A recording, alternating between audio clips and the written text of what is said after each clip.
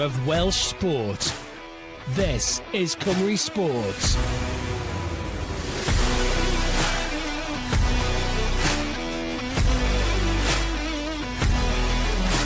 You're listening to Cardiff City World on Cymru Sports Radio, live from the Welsh capital. The most interactive football show in Wales, featuring guests, fan opinion, and all the latest news surrounding Cardiff City. Have your say and get in touch now.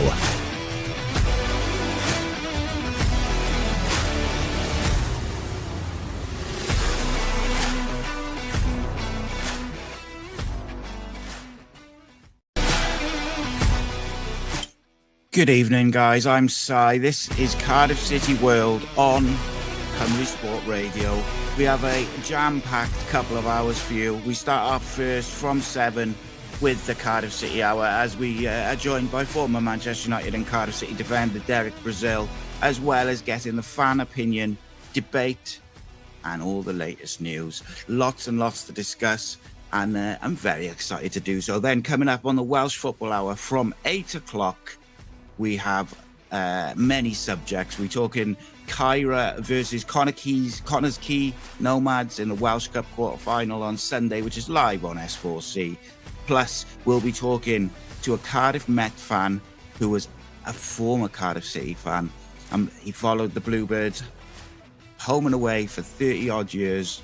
The rebrand happened, and then his football habits just changed. But we'll hear from him and hear his story. It is a very interesting story and probably an indictment on modern day football. But until then, we roll and we talk about the Bluebirds. And just as we wait for Derek Brazil to join us shortly, let's talk about some of the subjects coming up on this evening's Cardiff City World Hour. And I think starting, we have to talk about this Cardiff City defence. You can have all the attacking options in the country, in the world, but if you cannot keep clean sheets, it's a problem. Cardiff City had a massive 6-pointer yesterday, a massive game against relegation rivals Portsmouth, who are very, very good at home. And they, yet again, defended with a lot of schoolboy errors, real poor defending. And unfortunately, if you do that, it's only going to cause you problems. Cardiff are constantly having to come from 1-2 goals behind in the first 20 minutes. It's maybe a controversial subject to say, you know. Andy Rhys has been one of Cardiff City's best players this year, without doubt. He's probably running away with Player of the Year. However, you cannot ignore the fact that a lot of these goals are coming in the right-back area. Now, yes, on Saturday, Lewis Kumas, he's young, he's quick, he's on fire. It's not Rina Motta who actually gets caught out. It's Anwar El Ghazi, who's obviously a winger. He's digging in, he gets caught, falls asleep. The goal is scored. It's a great finish, by the way, as well. But you can't ignore the fact that the goals keep coming down that side in that area. And that's been an ongoing issue this season throughout. You know, before Andy Rina Motta was playing there, it was Perry NG there, and we had the same issue. So how do the Bluebirds address this? What changes need to be made? Is it a tactical tweak? Is it a change in formation? Is it a change in personnel? One of the things that I think is, just because you have a bit of an issue in defence doesn't always mean that you need an experienced head in there to fix that problem. You know, Dimi Gutras is our most experienced centre-back at the moment. Didn't have the best of games yesterday, struggled a little bit with his distribution recently, doesn't read or hasn't been reading the game well. That's an issue. So last night on Cardiff City World, in the emotion of the post-match game, which I don't normally do, the post-match shows, because I find it difficult to not go with emotion and passion, and you've got the frustration or the elation of a result. So I tend to try and wait 24 hours before I do my breakdown podcast. However, we did the late night live midweek game, and I said Saturday I would go with Joel Bagan and Will Fish, because individually I think both of them have been very, very good Saturday and yesterday. I think playing Bagan at left centre back opens up the pitch to allow you to be a bit more clever with the way you play out from the back. Now, that's not that I want to see Cardiff going back to trying to play in their own box, because I think going away from that has been a big help to Cardiff. However, having a naturally left-footed player on the left-hand side allows you to play up to the left winger a bit more direct, allows you to maybe clip it into the channel if you're under pressure a little bit easier. So it's definitely something which needs addressing. I think Joel Bagan's all-round game and attitude this season, I would have no worries with him playing at centre-back.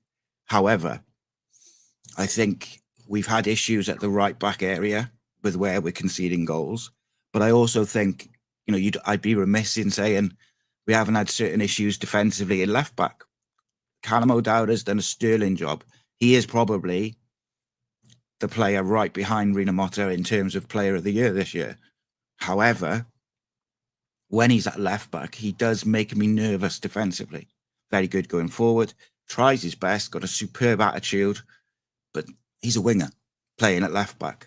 So obviously, if you do put Bagan in the centre back area, it means that you're probably going with O'Dowd unless you go with young Louis Giles, which, you want to be careful managing his development, because you don't need to put him in situations where he's going to be under pressure, or young players make mistakes, and you've got to manage their development and integration into the side. However, those of you who watch Cardiff's under-21s on their YouTube channel fairly regularly, they won yesterday versus Swansea, 2 good finishes.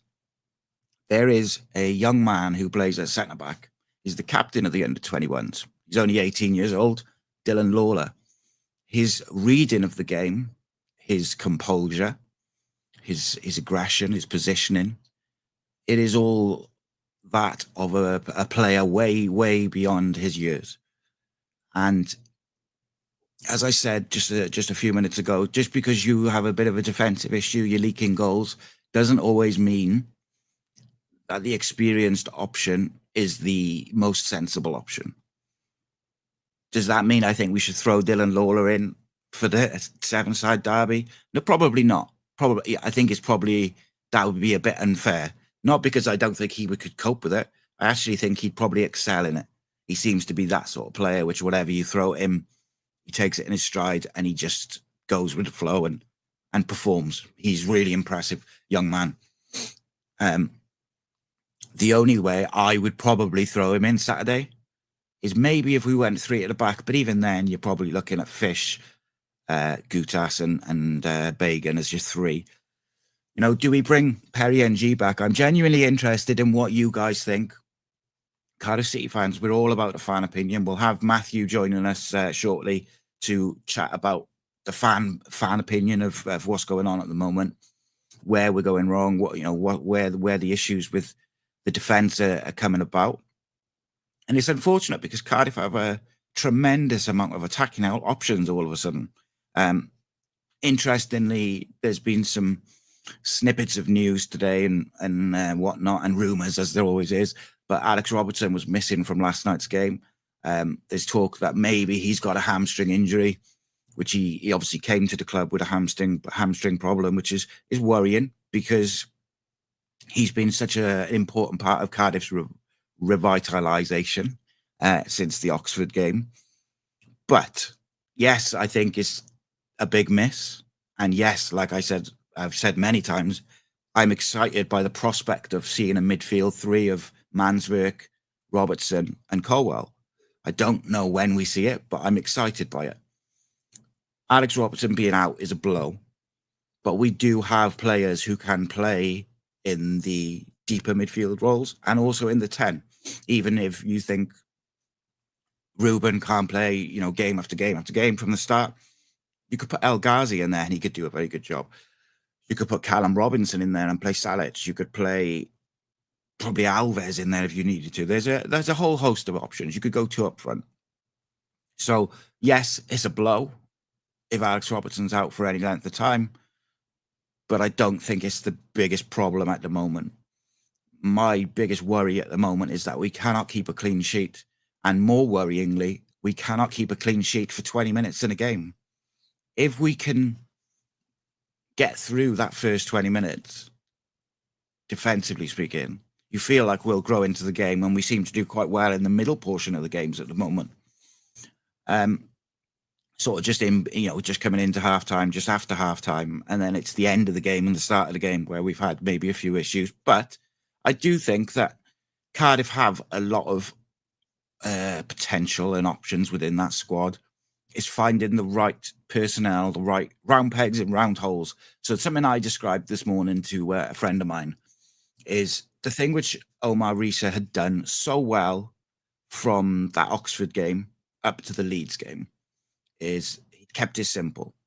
Solid midfield, defensive back four, round pegs in round holes. And unfortunately, last night I felt like maybe they overthought it a little bit. Maybe they tried to be too clever, but they got it wrong. And that's okay. Well, it's not okay, but it's it's part and parcel of making decisions. Sometimes you get those decisions wrong. But I think we do need to address those issues. You cannot keep conceding 1-2 goals in the first 15, 20 minutes every game, particularly away from home, because you're fighting a losing battle all the time, uphill battle all the time. Somebody who is very astute and knows his defensive game is former Manchester United and Cardiff City defender Derek Brazil. And he will join me in just a second. The home of Welsh sport. This is Cymru Sport. So yes, joining me from the capital this evening, ex-Manchester United and Cardiff City defender, Mr. Derek Brazil. How are you, mate? Good evening, Ty. How are you doing? Very well, mate. Very well. Just really talking about last night's game, but sort of Cardiff City generally. Got a bit of an issue in the defensive areas at the moment, mate. Yeah, I mean, I caught the highlights of the game this morning. I mean, after the Leeds disaster, the last thing you want to do away from home is concede early. Definitely against Portsmouth, who were down there struggling as well. And then to go 2 down, I think as a defender, and it's easy to look at the defence, but are the forwards stopping at a source? Are the midfielders doing their job? And as a former defender, it's very easy to point the finger at the defenders, but if they are making mistakes, and are conceding goals, then you do have to look at it. And I think it was what was interesting for me was reading the manager's comments after the game when he talked about his players, Cardiff City players, lacking bravery. Went up for the fight. That's quite damning, really. As if you're a player and your manager says that, because no doubt the players tried the hardest. I mean, when Callum scored the goal to come back into the game with better finishing, we could have been 2-2 at half time or possibly 3-2 up. But the second half started, and the longer the game goes on, Portsmouth dug in deep, and in the words of the manager, they couldn't vote for us, which is worrying. Yeah, I think one of the things I said last night was that it felt like Portsmouth wanted it more, and I think that is worrying. I don't think we've, collectively as a team, have been able to find the same intensity and determination that we saw in the Swansea game. We haven't been able to replicate that, and now, of course, it's different because it's a derby and all the things that come with that. But it is worrying when you're in a relegation battle. And I do feel like we've kind of created a little bit of a gap between the bottom three, say it quietly. But you could easily get dragged into it with a few bad results in the Championship because everything's so close. Now, Del, I felt like last night, the one thing we knew before the Portsmouth game was that Portsmouth would press really high. They'd be really aggressive, trying to win the ball back, because their home form is what's going to keep them up if they stay up. Away from home, they've been pretty dire. Were you surprised that we went with 3 sort of holding midfielders from the start? Players maybe not that aggressive in the press and going ahead. Well, I mean, looking at the lineup, I think it's. I don't think he set out to play 3 holding midfielders, but I know what you mean. They're very similar players. And you'd probably ask maybe one or two of them to hold and the other one to be more, attacking in just in front of the two, or maybe two. But it didn't work. I mean, I think I did hear you listening briefly earlier saying about Joel Bagan. I went to watch him this year when we beat the Jacks. He was outstanding, at left side. And I see you mentioned the possibility of playing him at centre back on the left hand side. I wouldn't see that as a problem to him.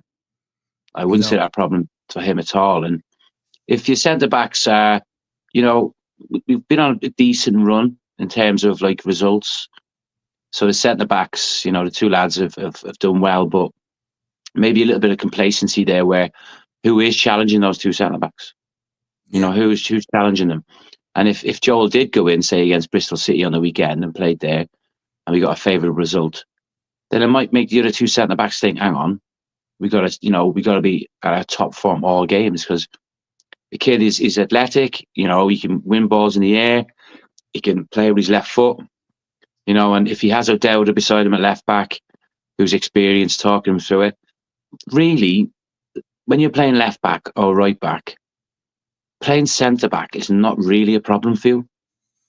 The problem comes if you're a centre back and you have to play at left back or right back. That's where I think you have a bit of a problem where, say you haven't got a right back or a left back and you stick a centre half in there at that full back position. Whereas for me, the full backs that we have, particularly Joel Bagan, could easily just slot in to the centre half position. Yeah, I think the manager will make changes because of the way he spoke after the game. Yeah, no, I tend to agree with you a little bit about the complacency maybe within the certain areas of the pitch, because if you remember last year, Gutas started like a house on fire when he first came in, and then it was very clear that he was Errol Bullett's man, and he kind of had a really ropey period, and then he kind of settled again. And I do wonder whether I'm not saying like he's thinking about it and he's going, I'm the man, I'm this, I'm not. I'm just mean subconsciously, if you're in the side every week without fail, it's human nature, isn't it, to become a bit complacent? And I think, in fairness to Will Fish and Joel Bagan, they've been very unfortunate not to have more minutes than what they've had, because when they've come in, they've been excellent. I think both of them were excellent Saturday and yesterday, and I think they probably both deserve an opportunity to play, to be honest. The case of Will Fish as well, and Bagan. I mean, Bagan came on the scene a couple of years ago, yeah? Young lad, the crowd took to him straight away. He was a bit swashbuckling, and all of a sudden, I would say over the last couple of seasons, he's kind of disappeared. But you look at how many managers we've had in the last 2 or 3 seasons where, for a young player like him as well, it's like, one manager fancied me when I came in, all of a sudden that manager's gone. And the other manager goes within, 15 games. So he's only trying to find his feet now again. So with the manager looking at it, probably thinking, does he want to take a chance with him at a centre-back, or does he trust the 2 centre-backs that he has? And I think it's fair. I think, you mentioned we've got a little bit of a gap, but with the Championship, when you play Saturday, Tuesday, Saturday, within 3 games, if you get 9 points, you're buzzing. You only get 1 point from those 3 games. There's 3 games gone, and you've got 1 point. And there's probably 8 teams, I would say, from Plymouth right up to, 8 teams above, are all in danger of, being in the bottom 3 at the end of the season. So it's very, very tight. And, I think we've gone away from home, in games, whether it's cup games or whatever, and we've done particularly well. But I think conceding 2 goals, you're chasing the game again. It's one, you can think, right, okay, but then to lose one quickly after it, it's a massive uphill battle then, Even if you do get one back, the other team in Portsmouth, by the looks of it, pulled together a bit tighter, made a couple of tactical changes at half time, and were difficult to beat. And that's what teams will do in the Championship. So it's a mad league anyway, Yeah, it's super. It's why we all love it. It's all why we all love it, though, isn't it? Because it's so temperamental in terms of result. But like, there is a sort of stat for you. Cardiff away in the Championship this year against Borough, they were 1-0 down in 10 minutes. Against Millwall, they were 1-0 down in 2 minutes, 2-0 down in 19. Against Leeds, they were 1-0 down in 6 minutes, 2-0 down in 13. Portsmouth, 1 down in 9, 2 down in 17. They've had 1 clean sheet in 21 games. That amount of cheap goals and soft goals is an issue. And I think what struck me last night is Portsmouth probably could have scored 4 or 5 goals, but they didn't create one. Not one of those clear-cut opportunities where they should have probably scored. None of them were created by like really skillful play or really intricate play. It was all created by Cardiff giving the ball away or being out of position or the keeper playing it straight to Pompey. And that's a problem because we could have had an embarrassing result if they take their chances. And then you've got a real issue, and then the pressure's really on the back of that Leeds game. You came in to professional footballer as a very young man, mate. What do you think about? So we saw Louis Giles in the FA Cup on Saturday, 18. I described it as a solid performance. It wasn't like super eye-catching, but it wasn't terrible either. He was just solid.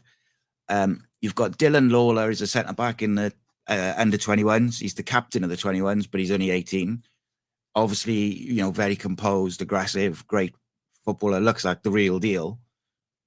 Do you feel like it would be too rough and too extreme for Omar Rhys to, say, right, Dylan, you're in for the 7-side derby? Do you think that's too much of a big ask?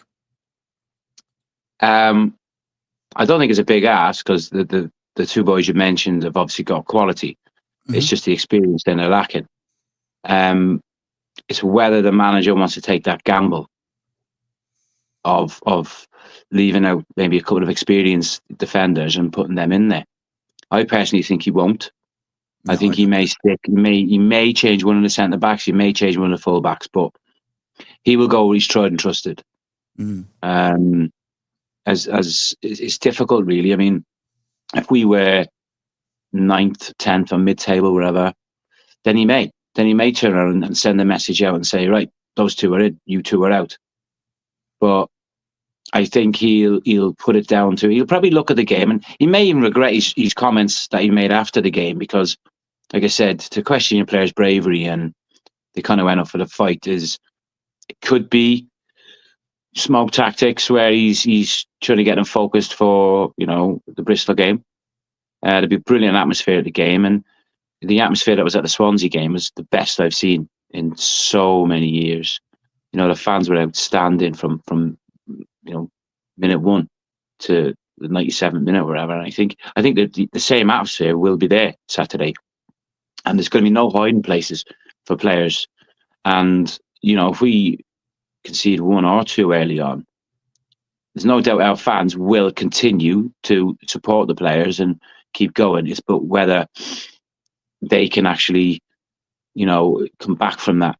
But in the answer to your question to start, a brave manager would probably say, right, I will put Bagan at left centre back, and I am going to put Giles in. But will he do that? What is the type of pressure on him as a manager to think if he does that and it doesn't work out and we lose, it's 3 on the bounce. And then you're in serious. Also, is he playing for his job? Is he managing for his job game to game? That's the other side of it. Is if he's. But let's be honest.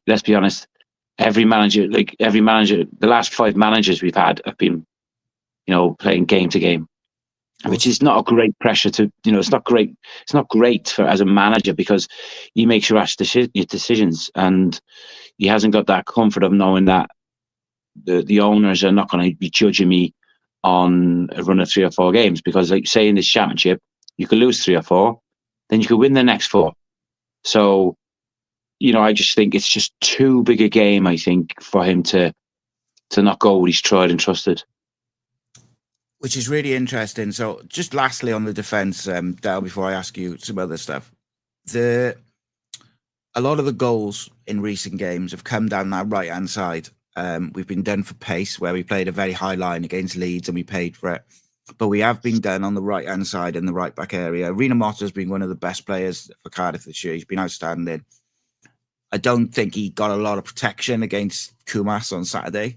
I thought El Ghazi left him a bit isolated.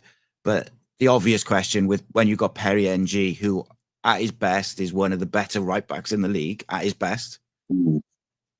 But it's been a while. It's been a minute, mate, since we've seen Perry NG at his best in a Cardiff shirt. Are you looking at? Well, it's been a minute. We've actually seen him start many games.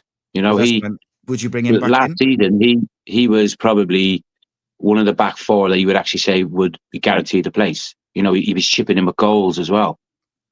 But I think it's easy to look at the Minamota and say, you know, if he hasn't got that cover in front of him, so you've got, maybe instead of looking at the fullback and think, okay, he didn't have a great game, and the right winger. When I played right back for Cardiff, I had Cohen Griffith on the right hand side for me, and Cohen, you know, he would work up and down.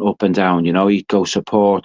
It was more likely him coming back to support me than me going to support him, being me as a natural centre half. A couple of times I went past him, and you know, set up a goal against Shrewsbury, but let's not talk about that.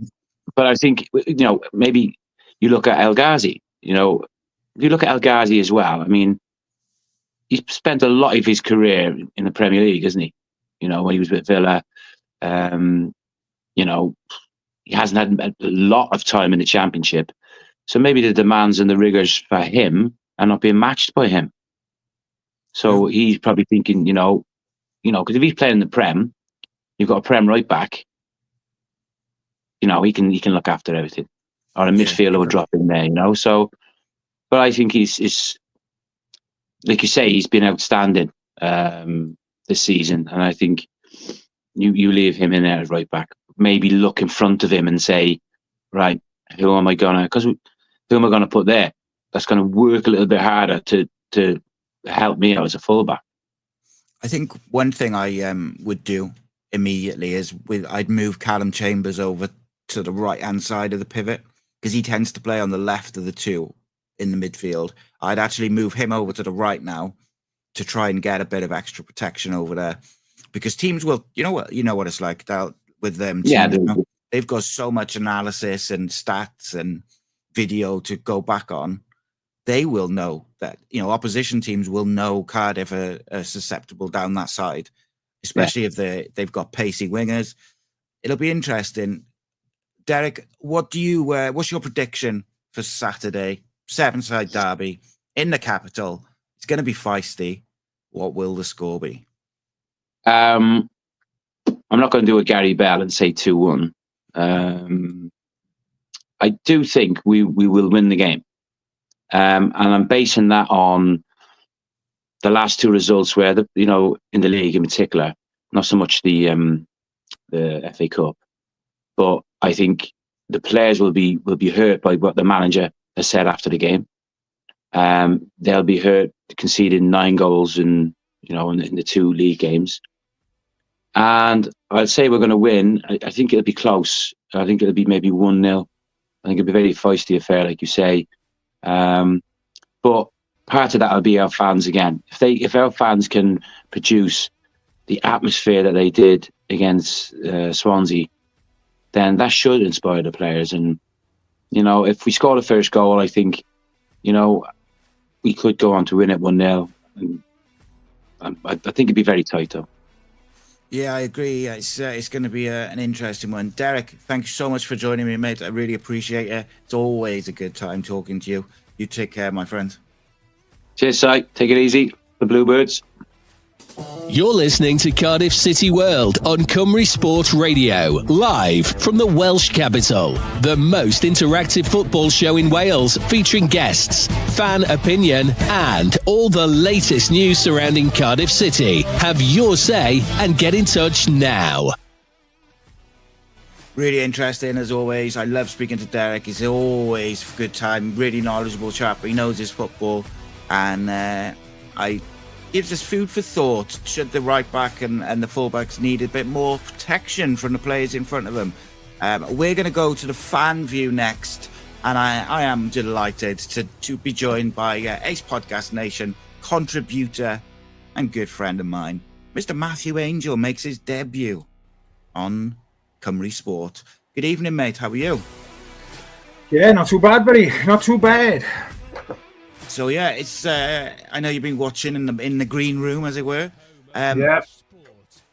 What have you made of it? Like, in terms of the conversation so far, what did you agree with what Derek was just saying there about? Yeah, pretty much kind of protection.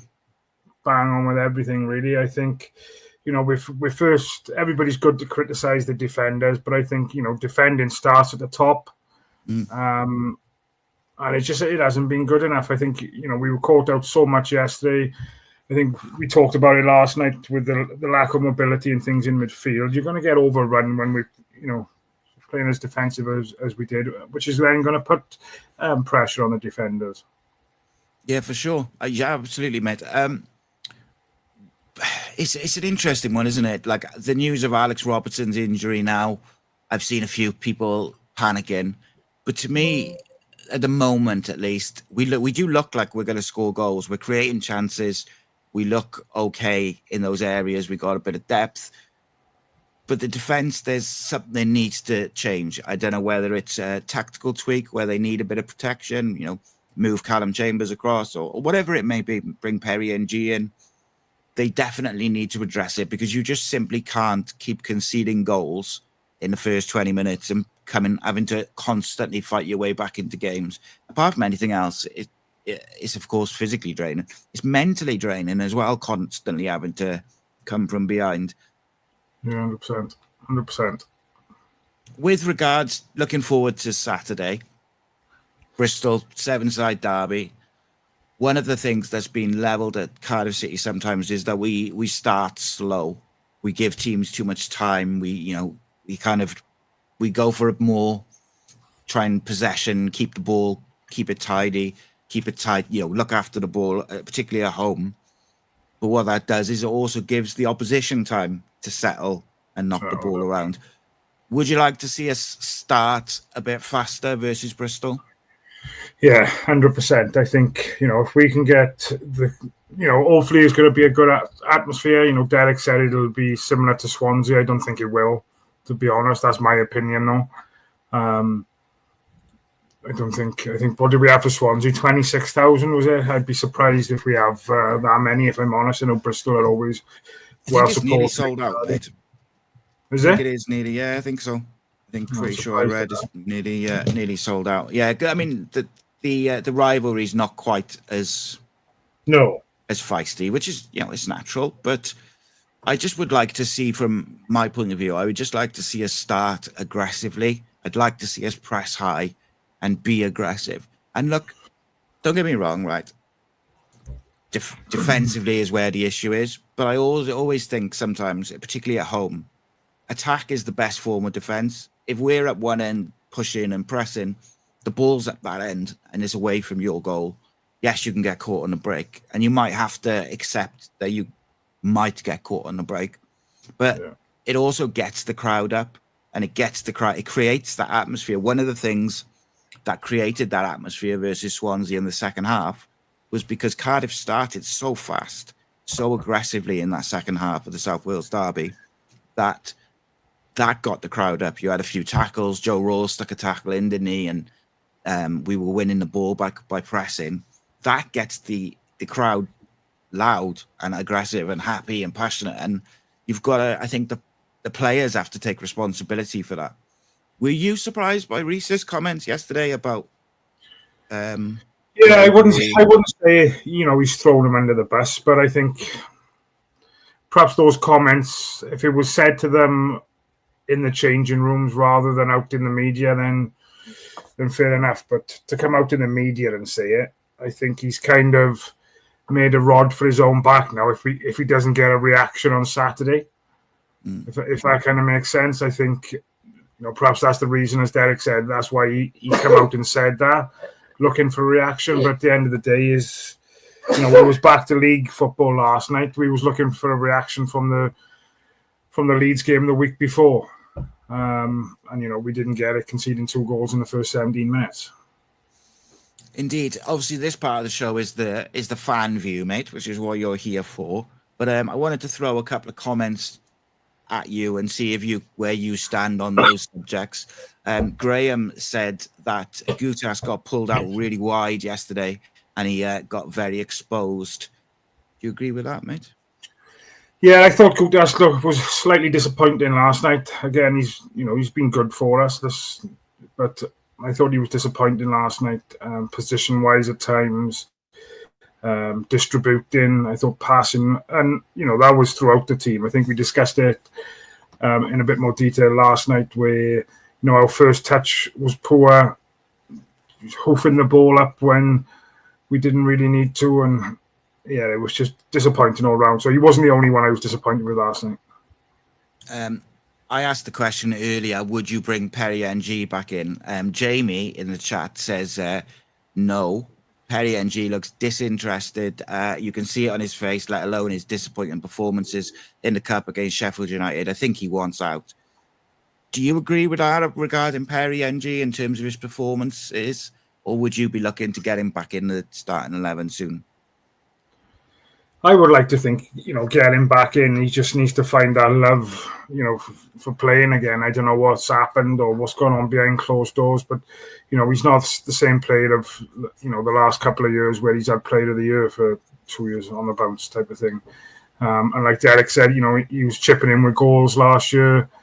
And, you can tell from body language as well. So to a certain extent, I agree with it, but I can't remember. What was the game when he came on and he crossed the ball? I think we drew 2-2. I think Salek scored. Millwall, that was. Yeah. And he actually was quite poor when he on the ball, and then all of a sudden he wins the ball back in a high area and we get the goal. Talk about body language and things, but he crossed the ball over, he went to the floor, and the ball went in the back of the net, and he's up straight away, he celebrated. So I got no things that he doesn't want to be there type of thing. But I just think he's in and out. He's a bit rusty. He's not really having the chance to put a consistent run of games. So with that in mind, then, were you surprised he didn't start on the weekend in the FA Cup? Yes, very, very surprised. Yeah, I was shocked by that. I was shocked he wasn't even in the squad, which is mad because I thought actually he needed some minutes and Rinamoto probably could have done with a bit of a break. Yeah. I think personally there must have been a reason behind it, whether he's picked up an illness or something. I don't know. I don't know if anything's been communicated, but yeah, 100% he needed minutes, and like I said, it's disappointing he didn't. Yeah, go on. Sorry, I was going to say there's a few comments about the midfield. Either they didn't want the ball or they weren't protecting the defence. A bit of a combination of different comments relating to that midfield area. For you, if everybody's fit, what's your midfield 3? If you say Bristol, whichever game, you got to go and win a game. It's a home game. You got to go and win. What would be your first choice 3? And then kind of explain why that's your combination. Alex Robertson.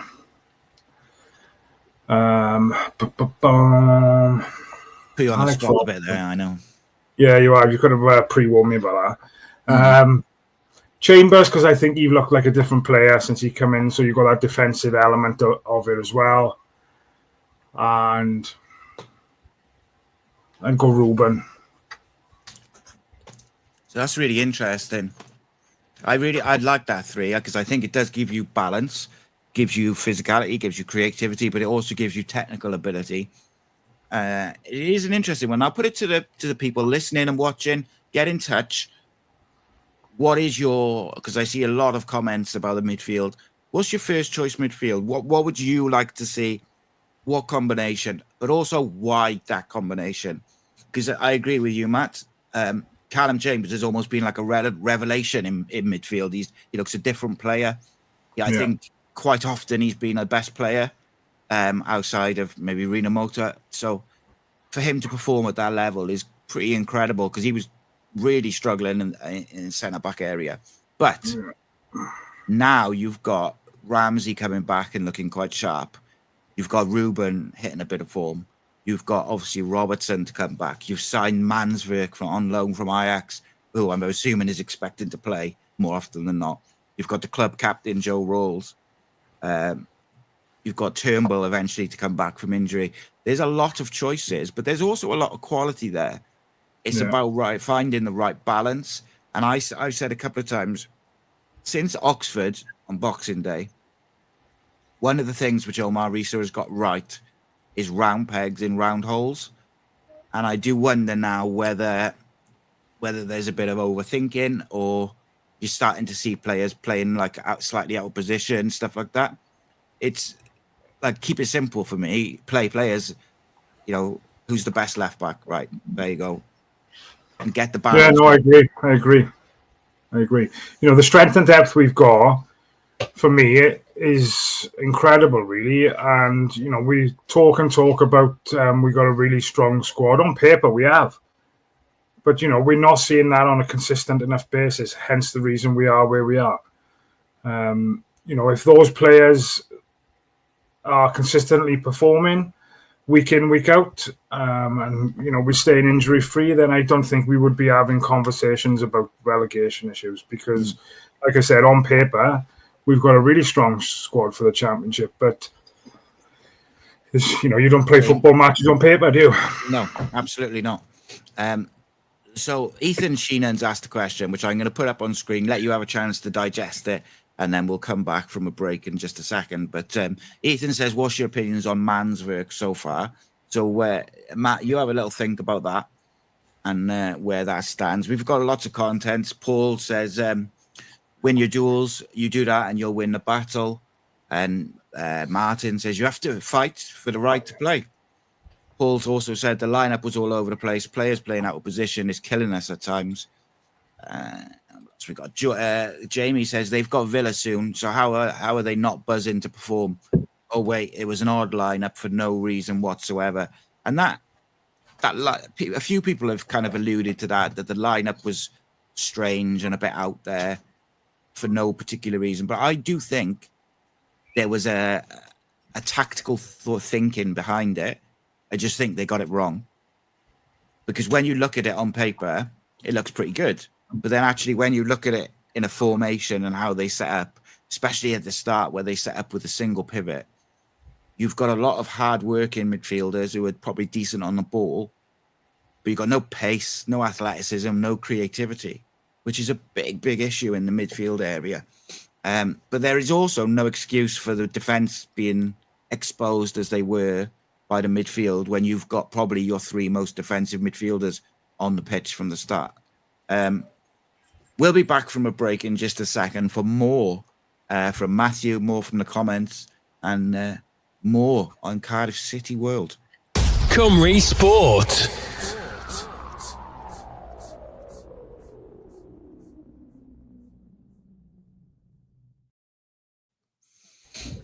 Welcome back, guys. Yes, we're on Cymru Sport and Cardiff City World, talking all things the Bluebirds. We have currently Matthew Angel, Ace Podcast Nation contributor, Cardiff City World host with the most.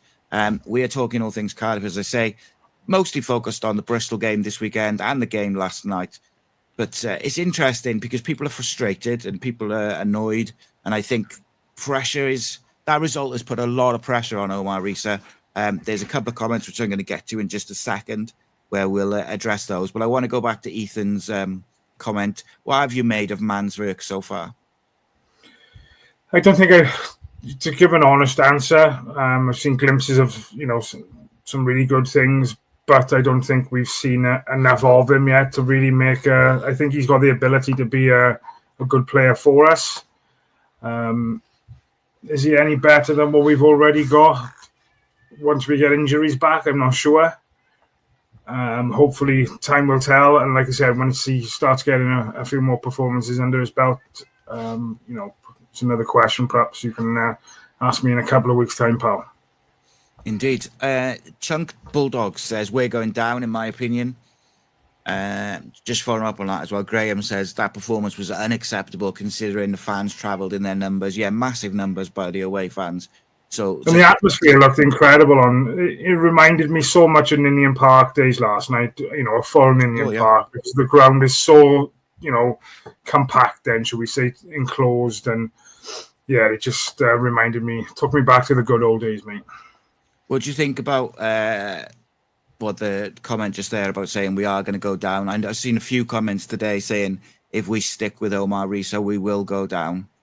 I do feel that's a bit like extreme, but I do also think that there's a section of City fans who are obviously entitled to their opinion, just like the rest of us, that I think don't fancy Omar Rhys as a manager, but obviously where the results have been sort of steadily churning along, they've maybe been a bit quieter because the results have gone our way. But there's no doubt he's under a lot of pressure now, because if he loses against Bristol and then he loses against Plymouth, I really think he'll be under so much pressure.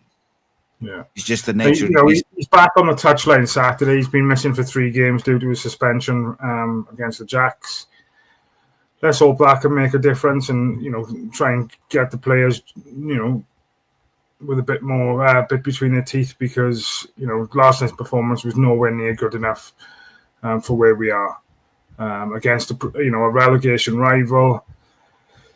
It just wasn't good enough, and it was disappointing. And full credit to, I think it was over 1,300 fans travelled down on a Tuesday night, which is credit to every single one of them.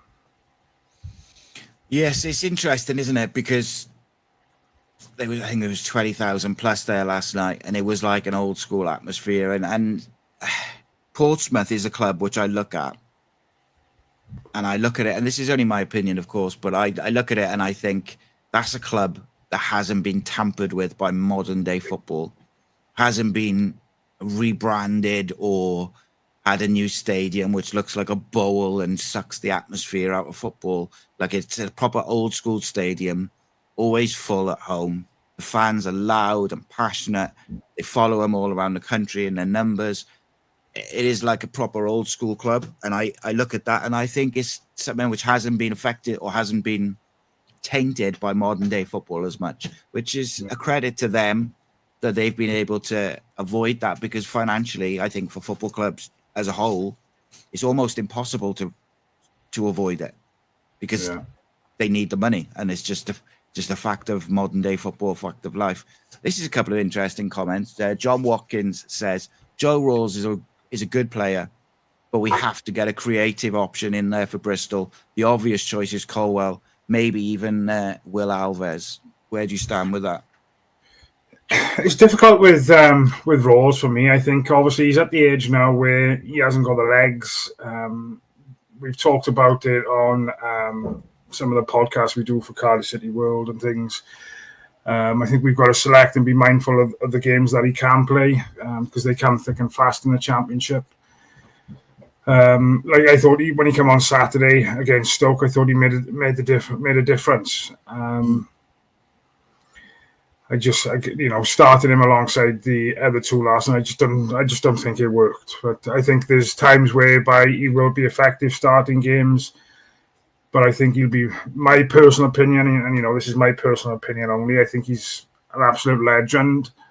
Do we offer him a new contract? I would say 100% yes, on a kind of pay as you play and maybe coaching, something similar with Ramsey. But he's still do a job for us coming off the bench when we need to tighten up games and things. Yeah, indeed, mate. It's really interesting as well. I didn't actually see this last night because we were doing the show. But Martin says, can you believe that Ruben Colwell was criticised last night? Well, I didn't see it, so I don't know. But what I can say is I do believe it, because people seem to hone in on him personally for some reason. Interestingly, though, if we'd have gone down there at 1-4-0 yesterday, mate, there'll always be people who are unhappy, mate. Yeah, of course. And I thought Ruben was excellent Saturday, and I thought yesterday he was decent. I don't think he was amazing yesterday, but I thought he was one of the better players. He looked like he was trying to make something happen. Yeah. I also think, I thought it was fascinating that he played, or he moved into the number 8 position I know that's something which the Welsh setup see him playing long term is a bit deeper, either as an 8 or even a 6. So that was interesting to me that Rhys had trusted him to play in the double pivot with Chambers so they could get 2 up front. So it was interesting tactically and stuff, and I thought he did it all right, actually. He won the ball back a few times, and he was dictating the passing and play. I do think it would take him a bit of time to get used to that role, especially in just a 2 with 2 up front, because when you've got 2 midfielders set in the centre and 2 strikers, there's a lot of gaps open very quickly if one of the midfielders is slightly out of position. So it's very difficult. But did you think he was deserving of criticism last night? I thought there was other players who were much worse. Not that they deserve anything. Yeah, I agree. I like Ruben. I think sometimes he does too much. Takes perhaps the odd touch or tries to do a little bit too much skill. But I think, there's too many keyboard warriors out there now who they've got to have something to whinge about. Do you know what I mean? Is someone to blame. Someone to blame, yeah. And I think somebody mentioned you've got to use somebody as a scapegoat, and I think, he is getting used as that. And like I said, again, Saturday, I thought he done really well. Obviously scored the 2 goals, scored the winning penalty. But again, too many touches at times.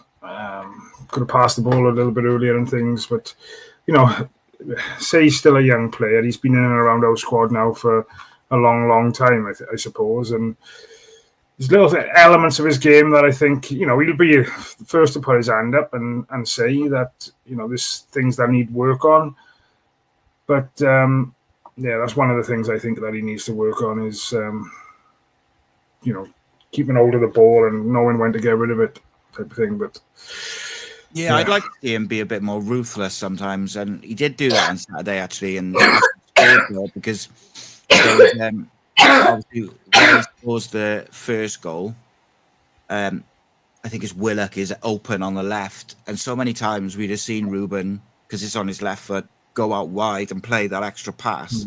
Like I've been saying all season, I would like to see him be a bit more ruthless. Like he's got the skill. Yeah, I think that goes for everybody in the side for me. I think we need to be ruthless throughout the team. I think, considering Vincent Tan's philosophy is to shoot from anywhere, I think sometimes we're really reluctant to pull the trigger, and I just think, just have a go. If it doesn't come off, it doesn't come off. But, give it a go type of thing. Yeah, a few people sent in their midfield combinations. Jamie said Ramsey, Chambers and Alves. That's an interesting one. Alves in the 10. There was another one somewhere. I think someone said Chambers, Alves and Robinson. I don't know if you mean Robertson, but like Ramsey, for me, I wouldn't be surprised to see him come in actually on Saturday for the first half at least. I wouldn't be disappointed with that either, to be honest. I thought he'd done all right against Stoke, considering he'd been out for so long. Do you worry, though, that if they play Chambers and says Chambers and Ramsey, do you worry about if Bristol's midfield is sort of young and athletic and energetic, they may get a bit overrun, depending on who they play? Obviously that adds pressure then straight onto our defence. So, we're going round in that vicious circle all the time. So it's a difficult one. If Rambo comes straight back in, I just think we need to, it's got to be managed correctly, and, we've got to be smart. I would like to be more attacking, and like you said earlier, from the word go, let's focus on our game and not worry too much about what Bristol are going to bring. If we are confident in what we're able to do out there, which we should be with the players that we've got, then I think we'll cause Bristol all sorts of problems. But Cardiff are Cardiff, and it never happens that way. But yeah, I think also that Ramsey brings that bit of leadership. You could see him sort of dictating to other players where to go, where to come on. I don't think Ramsey's got a full game in him, especially a derby game. But you could give him an hour and then bring on Rolls or someone like that. I wouldn't be disappointed to see a midfield in home games. Maybe not for the Bristol game, but I wouldn't be disappointed to see like a single pivot midfield of Mansberg and then Robertson and Colwell in front, like Wales do for their home games, where you play like almost play 2 number 10s in the number 8 roles, and you just have one single pivot who is more of a bit like Mansverk, or maybe roles where they're not necessarily like a Psyopus, where they're an out defensive midfielder. They're more of like a technical defensive midfielder, making interceptions and stuff like that. But I don't think Saturday's the game for that, I got to say. No. Do you think, just to finish us up this evening, mate, on Cardiff, do you think Callum Robinson, because of the big goals he scored this season, sometimes flies under the radar when he does have a kind of like an underperformance? Because I felt a bit sorry for him in one side yesterday, where we just played so many useless long balls, not sure what he was expected to do with them. But also I felt like he was a bit of a passenger in some of the aspects of what I want him to be doing. Yeah. I noticed he kept going left in the first half and kind of almost like a winger, and he's just out of the game, and there's no out ball then either.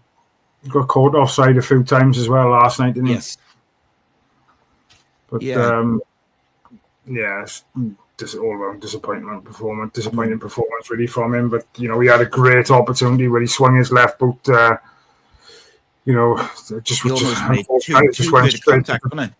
If he scuffed it, it goes in the corner, doesn't it? But straight at the keeper. Anywhere else, that was 2-all type of thing. But I think it was straight from pretty much that end. They went up the other end and at the bar, didn't they? So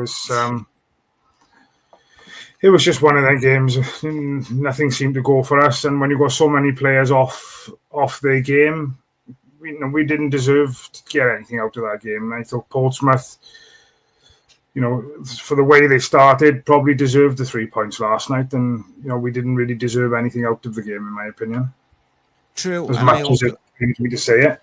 Yeah, no, I think you're right, mate, and also I think we got the starting 11 wrong, but also I thought we got the subs wrong. Like, we put Salic and Colwell on, which I agreed with, and I thought that's a good decision, but we didn't let that percolate. We made those two, then we made another 3 about 5 minutes later, so no one had any time to settle into their roles, and then it all just became even more disjointed and long ball. Very quickly, mate, give me your starting 11 and score prediction for Saturday. 2-1 Cardiff. Jack Annick, Rinomota, Gutas, Fish, Bagan, Alves on the left, Ashford on the right. I'll go, depending on Robertson, Chambers and Robertson in the middle, Colwell and Robinson. Nice. And looking forward to Saturday, mate. It's going to be a good one. You have a good afternoon. I will see you tomorrow. Yeah, thanks for having me on. I'll catch up with you soon, mate. Take care. No worries, mate. Thank you. So that was the fan view. That was Cardiff City World. Next up, we have the Welsh Football Hour. So stick with us, and we'll be with you in just a second. If you're hearing this, so are your potential customers. Be heard and reach sports fans across the country. We have advertising opportunities available throughout our programmes, website and commentaries. Working with you, we will create a bespoke package and make sure your message reaches the people you want to hear it. Contact us today to find out how Cymru Sport could help your business. Email contact@cymrusport.cymru. Good evening, ladies and gentlemen. Welcome to the Welsh Football Hour, where we talk all things Welsh football, from the Cymru League right up to the national team, everything in between. It's all Welsh football all the time, and we got some really interesting guests this evening. And we start with none other than Matthew James, exiled Cardiff City fan, now Cardiff Met 24/7. I'm looking forward to speaking to him immensely. Welcome, mate. How are you? What's up? How are you doing? Very good, mate. Very good. So I want to talk about Cardiff Met predominantly, mate, but just to give people a little kind of introduction to you, if you like. Obviously, for many years, you were Cardiff City, home and away. What was it? with your dads and then with your mates and stuff like that. I had a lot of memorabilia and programs. Yeah. What caused you to fall out of love with Cardiff City and kind of change your footballing habits? I think it was a combination of things, Si. The rebrand was a huge thing. Moving from obviously Ninian Park, and also to circumstantial sort of family life got in the way. Having 2 young children, couldn't really legislate going away to Rotherham on a Tuesday night anymore with 2 young kids at home. So, yeah, I think it got to a point where I went through a bit of a period after I stopped watching Cardiff of being something of a football nomad. Watched quite a few games in Italy. I'm a Fiorentina fan as well. Went to Milan to watch quite a few games there. But I guess I kind of had a niche that I wanted to scratch in terms of local football and supporting a team again. I was offered the chance of going to watch Cardiff City play. I think it was Brighton or Nottingham Forest on a particular Saturday. I turned it down and just simply Googled football clubs near me, and Cardiff Met was the one that came out. It was a 10-minute walk up the road. So I think it was Cardiff Met against STM Sports in the Welsh Cup 3rd round in front of a crowd of about 25 people and 3 dogs, I think it was. So, yeah, I think it's a strange one because probably the initial thinking from a lot of people would be, they're going to be hungover. There's going to be a bunch of drunken students. They might be okay at football. They're probably good from October until March. And then, when the exams kick in or when they're off, they're severely weakened. And that definitely been the case in the past. But I was pleasantly surprised when I went. The structure, the way the team played, I would expect maybe a team of students to have some standout players and a lot of individuals, but there was a real cohesive unit under the manager, who was Christian Edwards, the ex Swansea and Nottingham Forest player.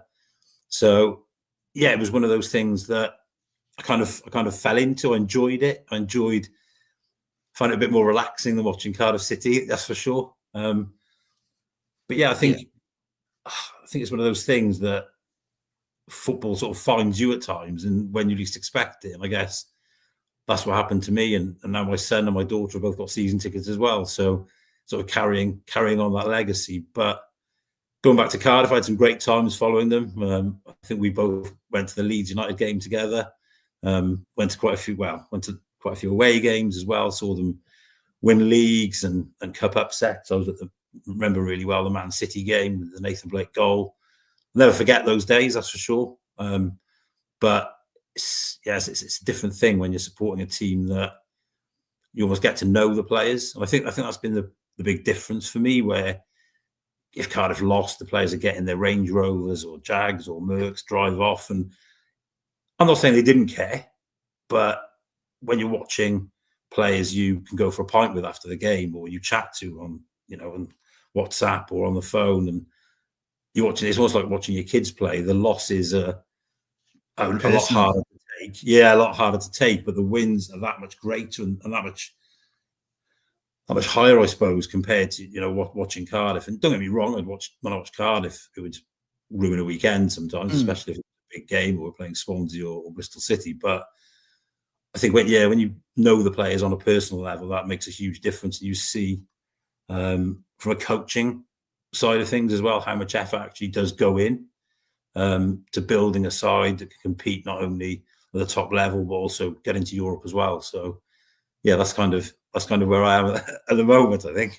Yeah, it's cool though. But I came down to watch the Taftswell game with you, didn't I? A while back, and you can see straight away that the football's it's not what, like, I think people judge it from the outside and they'll just think it's like going to be a certain level, and it's actually much better than that. It's much more organized and structured, but tactically as well is pretty decent. You just hit the nail on the head. A lot of work goes into it. And also, I think it did remind me of just why I love football, of just like going down there as a social thing. And I think we had like a pint and you sat there like just watching the football, having a pint, which is unheard of in sort of in the EFL or whatever, or in professional football or whatever. It's just, you can't take your drinks anywhere. You got plastic cups and stuff like that. You're treated like a child, though, aren't you? And I get it to a certain extent, but that was refreshing, just from my point of view, when I went to watch that the Taftswell game with you. But obviously, after the rebrand and stuff like that, I know a lot of people who stopped going, and then kind of some went back, some haven't gone back, and it's just the nature of the beast. But it always intrigues me with you is like, you were so into it. You had all the programs from every game you'd been, all the memorabilia. And then the thing is, after you stop going, your habits change on a Saturday, don't they? So like you say, you've got kids and you've got a missus and stuff like that. Like, what happens is, you just, when that Saturday afternoon becomes free, everything changes. And then before you know it, you've done that for a few months or whatever. It became, your habits just change. Obviously, you traveled to watch your football. You went, like you mentioned, to Italy and places like this just to watch these massive games because you enjoy football. And I completely get that.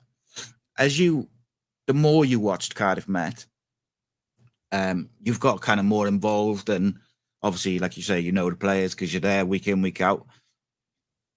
Like you mentioned then about like knowing them personally, and it's like quite emotional and it ruins your weekend. Like my son's under 16 team, if they lose on a Saturday, everybody in my house's weekend is just ruined. Yeah. But it's because we're so like heavily invested. It's competitive, and we put a lot of effort into it each week and stuff like that, because they're a bit older, and he's obviously affected by it. So I can definitely relate to that. What is some of your best memories of following Cardiff Met so far, do you think? I think, as you said, you actually came to the game. We got promoted to the Cymru Prem. So That's it.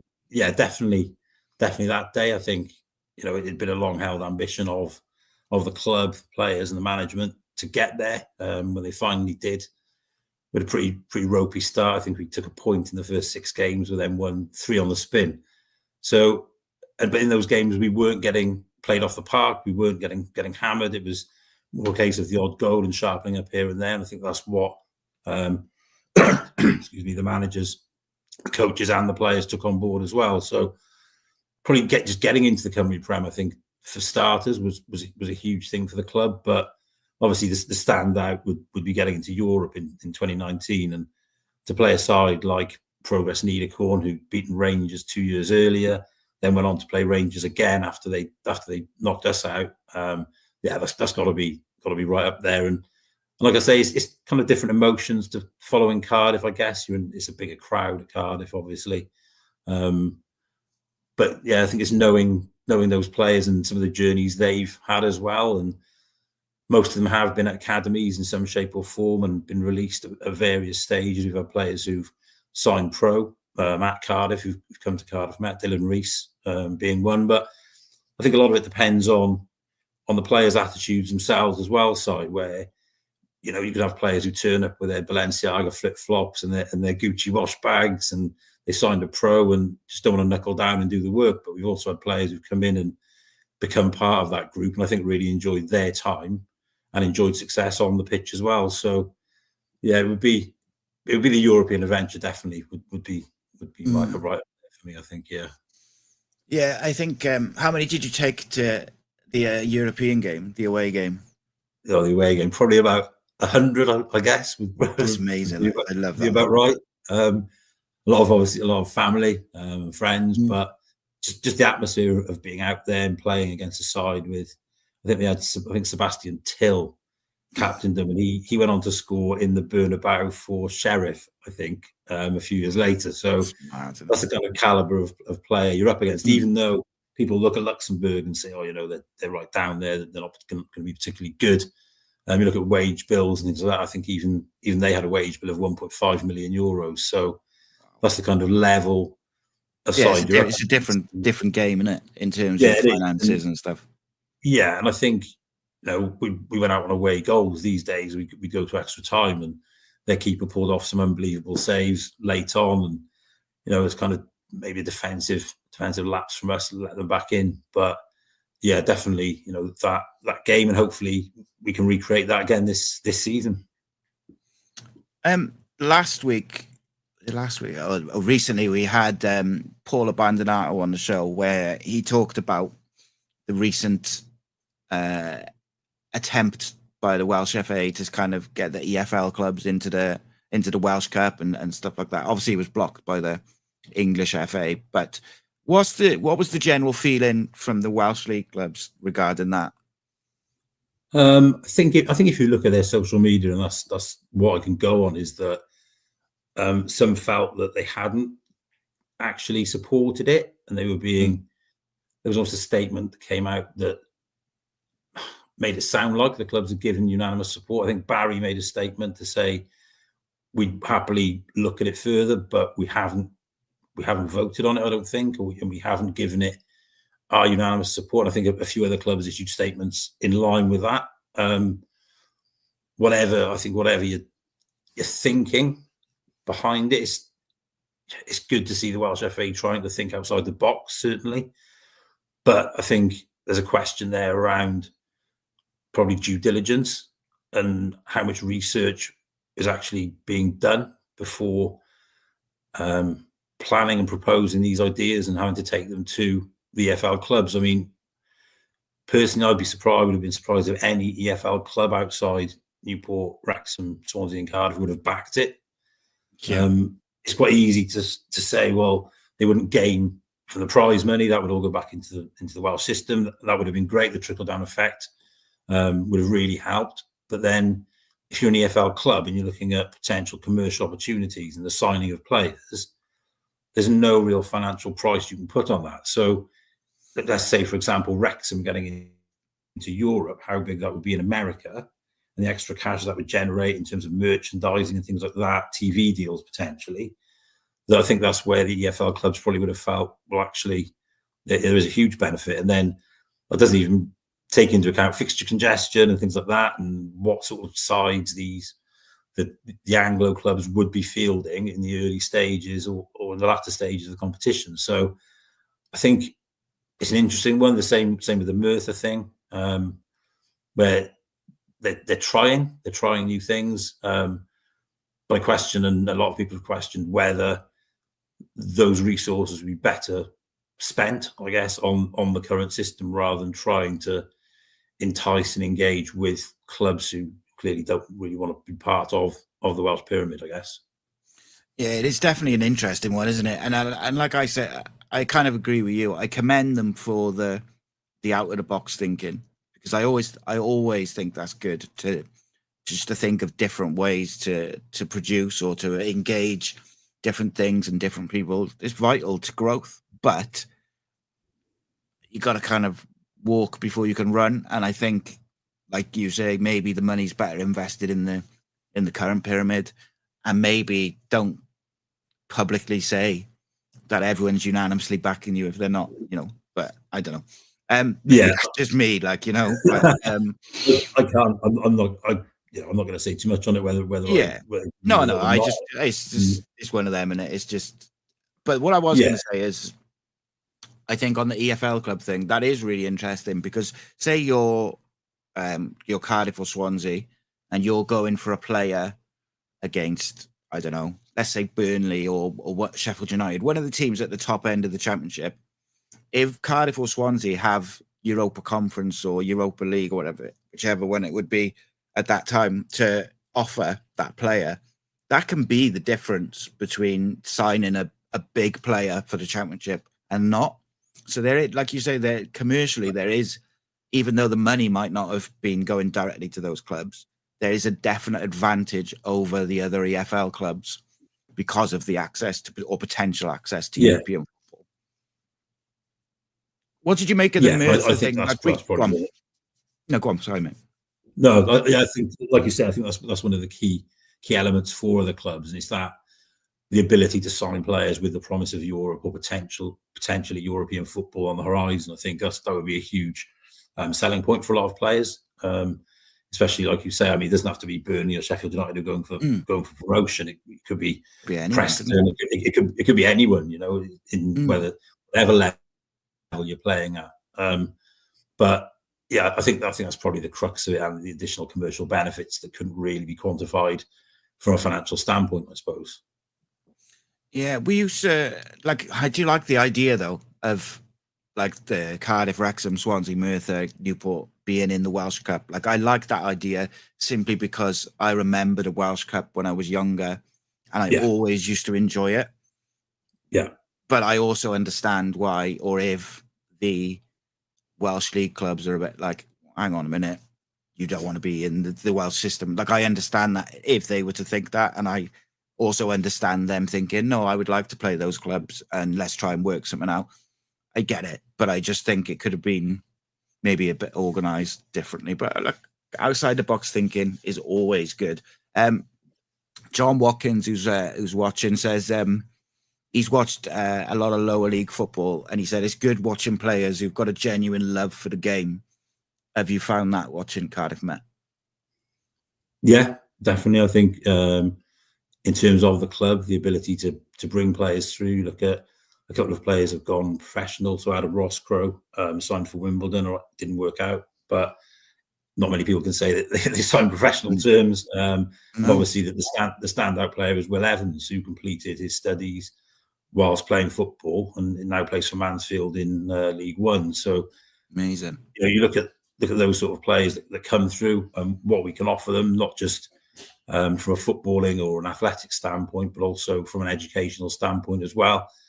Obviously, we're not guaranteeing players are going to make it or get back into the pro game, but we certainly give them a grounding educationally in terms of being able to get a job after their studies. I think a lot have gone into teaching, coaching, PE, but also the ability to perform at a good level. I would say a very good level. I think, sort of touching on that as well, I think a lot of people who come to the games surprised, I think, because you're so close to the pitch as well, how fast the games are and how quick things move, and it's not just a kick and rush, smash the ball forward and try and nick a goal. There is a structure, and most teams, I would say, if not all teams, have some form of structure throughout the league. So I think it does surprise people, and to that end, it's a blatant advert. Come to Cardiff Met. Yeah, you might be surprised. We've got a big game coming up on the 8th of March against Carnarvon, which is International Women's Day as well. So it's £1 for all female supporters. There's also a sponsors day as well at the club. So we've got current and hopefully new sponsors coming as well. So yeah, it'll be a huge game. Cardiff away at Sunderland as well. So if you don't fancy travelling 7 hours up to the northeast, Kincoid's your place, and hopefully Carnarvon will bring a few as well. So should contribute to a decent atmosphere. So interesting. That'll be the side derby, that will, because my oldest son goes to university up there, and Cardiff is my country, so my city. So there we go. But interestingly, I just thinking then, as you were talking about the educational side of it and what can be offered. So just using my younger son as a bit of an example, but this applies to so many kids. He was in the academy system when he was younger. Then during COVID, when they all went back, him and his older brother chose not to go back because of my sort of health issues. So they kind of delayed going back when everyone else went back, lost their places. And then now he has been working for the last sort of 18 months, getting up at like 5:30 in the morning, going for a run and, you know, all this different stuff, playing and trying to get back into the sort of academy system. And I think he feels very much now, he's only, you know, he's 16, but he feels like, oh, if it doesn't happen now in the summer, I'm just going to be, you know, I'm not going to play football anymore, because he jumps to youth and, you know, he wants to carry on, but I think he's lost a bit of hope with it. But I've sort of said to him that he should try to, you know, talk to Welsh league clubs, talk to some of the clubs lower down the Welsh league system, and just say, can I come train with you? Can I come, you know, whatever it may be, and different things, because he's very good, like, not being biased. He's definitely got his own man's talent. It's just that, I've seen you play, so. Yeah, no, it's just that he was unfortunate, and it was because of my health.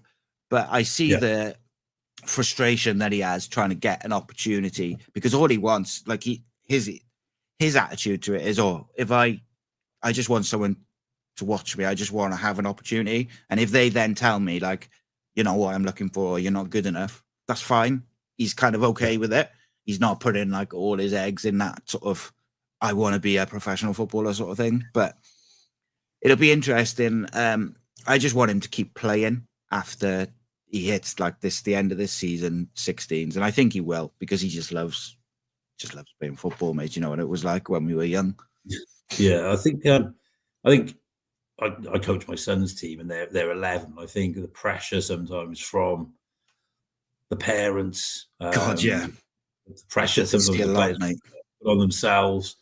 But I think there's so many sort of academies these days, and I'm not party to what goes on at some of them, but I think when back in my day, I was nowhere near good enough to play for Cardiff City, but it seemed to be the top sort of 10 players in Cardiff would play for Cardiff City, and then others would sort of play for Cardiff schools. But it seems these days everyone seems to be linked to some kind of academy, and I get that, the coaching. My son's at Cardiff Met. He's the coaching is really good. He really enjoys it. It's quite intensive, which he likes. But he's that type of kid where, like we were, just soaks football up and can't get enough of it. I think there is. I think it's changing. I think the landscape of probably youth football is changing. Whereas maybe 10 years ago, everyone wanted to be at Cardiff City Academy or Swansea City Academy. Now, I think there's good enough coaching at sort of Cymru Prem Academy level to bring players through, and there are players that go from Cymru Prem clubs at sort of 16, 17, 18 that go to professional clubs. You look at Keenan Patton, who's just gone from Barry to Newport County, Kai Whitmore, who also is at Newport County. Will Evans went from Bala to Newport County. So there's a common thread there that Newport County will gamble on players coming out of the Cymru Premier. So whether it's down to their finances and they're hoping to pick up a gem like they did with Will Evans, or maybe a case of needs must, but certainly I wouldn't discount anything at the age of sort of 15, 16. So I think it's worth clubs like Newport. I think Cardiff, Swansea, Wrexham, Newport, Merthyr, it's worth all of them, because they miss so many players of, say, 13 to 16 who are very, very good get missed out by those clubs, because they'll have certain games or certain events that they look at, whereas so many players go under the radar and then they just fall out of the game. Whereas now there's two sides to it for me, and then this is only my opinion. There is a lot of academies around, so you've got Cardiff Met, Taftswell, teams from the Cymru Prem, which they have very, very good coaches. They have a lot of coaches who used to be at Cardiff and different places as well. So you have a good level of coaches, but then there's also a lot of academies around which charge a lot of money and promise the world in terms of trials and this and that. And unfortunately, for parents, I think it's very difficult to judge what is a legitimate opportunity, what's legitimate coaching and what's not. And I see it a lot. And I feel for the parents, because, if kids are decent at football or whatever, or any sport, and then you've got someone else say it, or someone from whatever it may be saying, oh yeah, he's really good. We think he can do something. We can do, but if you do this, and we'll coach him, and we'll do this, and then we'll get him the opportunities. But it's only X amount a month. I feel for the parents. I do, because I think especially if you haven't got a knowledge of the system and the way it works, it can be very difficult. Yeah, I think you've probably hit the nail on the head there. In terms of regulation of academies, would probably be something that maybe the FAW would need to look at. I can't speak for other academies and what they provide and what they charge. From my own point of view, knowing the game, I guess I would probably be a bit more cautious with my own kids who both play. If they were offered something by sort of maybe a non-club affiliated academy, as I would put it. But I think it's interesting when you say 13 to 16, because I'd probably say maybe a bit earlier, maybe 11 to 14, 15, where kids grow at different times and things like that. Small-sided football has definitely improved that. I've seen that with my own son. He's probably one of the bigger players, one of the taller players, but his technique has had to improve on the basis that it's 7v7. It's not just the biggest kick and 11v11 like we used to play. And you've got a 4'2" goalie in a full-size goal. Kids who can't even take a corner because it doesn't reach the 6-yard box, things like that. Where I certainly think that what's been implemented has benefited Welsh football and should do for years to come. There are maybe a couple of things I don't agree with, and that would be the one club rule at under 12 level, where you've got to choose an academy or a grassroots club. I think that could be maybe moved along to 14. I think just allow kids to play with their friends as long as possible. For me, I think I'm a big proponent of it. Yeah, I'm unsure of the reasoning behind it, if I'm honest. I think protecting the assets. If they're worried about kids playing too much sport, the argument is that they can still play rugby, cricket, tennis, swimming, do whatever they want, but they can't play football for a grassroots club and for an academy side. So, and you can't stop them doing that. There's obviously kids who play for my son's team and they play all the sports under the sun, but they won't be stopped doing that. But then they can't play football with their mates on a Saturday and then play academy on a Sunday. So for me, the optimum age I would say would be 14, is where a lot of kids are almost sort of fully grown and worry about injuries and the like. But for me, that's one thing I definitely, Noel Mooney, if you're listening, I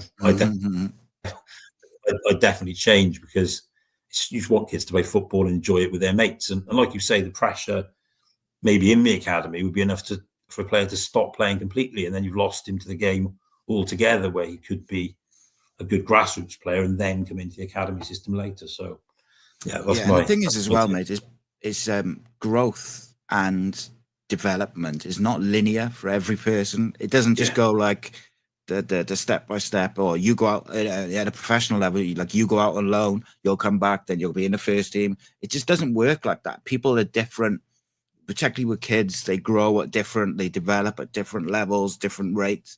And Damien in the chat said there's so many kids who get lost in the system because all the academies start like 7 years old. You've got kids going to, I don't know, Cardiff, Swansea, Wrexham, whoever, at 7, 8, not getting in, but because they're so young, they almost like, oh, I'm not good enough now. So, and then they stop playing, or they fall out of love with football.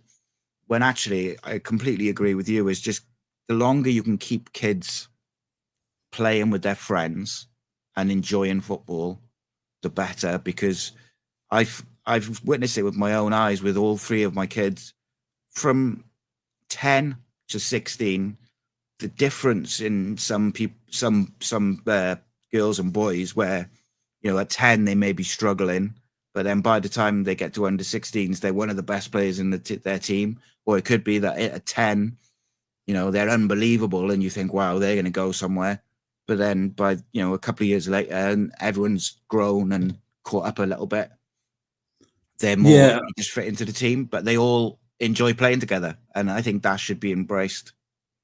Yeah, and that's kind of how I approach it. I think the other thing you've got to bear in mind is the mentality of players at that age, and obviously some will develop a lot quicker than others. So it's sometimes down to resilience and their state of mind and their aptitude, which doesn't, like you say, it's not linear. It's a question of, they might be physically big, but mentally not as resilient as someone else. So those knockbacks, I think it's a tricky thing when you are. I'm not a great coach by any stretch of the imagination. I coach an under 11 side, but it is trying to find that balance between making it competitive and keeping the kids interested, but also ensuring you provide an environment that's fun and the kids want to come back to. So, but you also want to help them improve as well, don't you? Like you want to help them not just Of course. the sport. You want to help them grow and learn and become functioning human beings and stuff. Like, it's all part of it. Definitely. Matt, I could speak to you like for the next 2 hours just talking about it all. But I am going to be speaking to Peter Bradbury next about Kyra versus Connah's Quay Nomads on Sunday in the Welsh Cup quarter-final. So join us in just a second for that. Matthew, thank you very much, mate. I'll speak to you very soon. Take it easy. Cheers, great to be on. Clip. The home of Welsh sport. This is Cymru Sport. Welcome back to Cymru Sport. This is the Welsh Football Hour. That was Matthew James, the Cardiff Met fan, and it was a great pleasure to talk to him about Cardiff Met and about the academy system and all things. As I say, it's all things Welsh football. Please do get in contact with Matthew on social media and stuff like that if you'd like to find out more about Cardiff Met. Get down there and just enjoy watching football is what I say. And on that note, live on S4C this Sunday is Kyra Ely versus Connah's Quay Nomad in the quarterfinal of the Welsh Cup. And here to talk about that is Peter Bradbury. Welcome, Peter. How are you, mate? I'm outside just getting over last night's result, but hopefully double win this weekend. City, Bristol City, Kyra, Connah's Quay.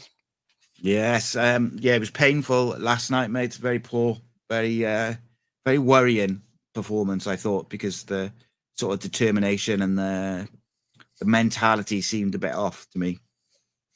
Yeah, poor. I thought Rhys again got it massively wrong with his selection. I know I'm here to talk about Kyra, but I thought I'm sick of people excusing Omar Rhys now.